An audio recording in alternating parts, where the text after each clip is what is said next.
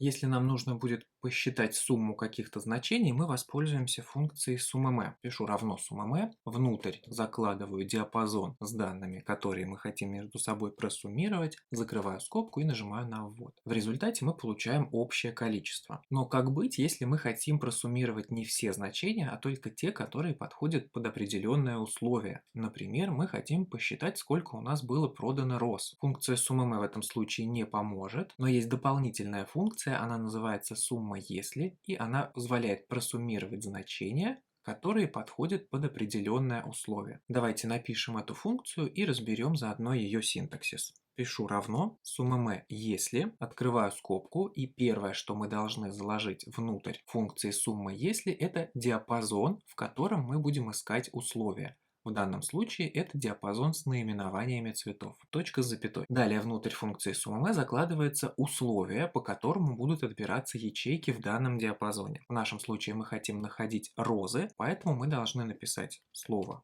розы, но не забываем, что это текстовый аргумент, и его нужно указывать в кавычках. Точка с запятой. И далее указывается третий аргумент функции диапазон для суммирования. Тот диапазон, из которого мы будем брать значения для того, чтобы их между собой просуммировать. Обратите внимание, что этот аргумент не обязательный, он не обязателен в том случае, если вы будете суммировать значения из первого диапазона, который указывали в качестве аргумента под номером 1. В нашем случае здесь у нас аргумент содержит только текстовые значения и суммировать нечего, поэтому мы вынуждены указать дополнительно диапазон для суммирования. И суммировать мы будем значения вот отсюда. Закрываю скобку, нажимаю на ввод и получаю результат. 105 роз у нас в продажах. Теперь давайте решим похожую задачу, но воспользуемся полем с датами. Давайте посчитаем сумму продаж всех цветов после определенной даты, например, после 5 июля. Пишу равно сумма если, открываю скобку и указываю диапазон, в котором мы будем осуществлять поиск критерия. Критерий мы будем отбирать по дате продажи, точка с запятой. Далее мы должны указать условия, которые нам подходят. Мы хотим находить все даты после 5 июля 2018 года. Поэтому мы должны, не забыв про кавычки, прописать больше и дату 05.07.2018.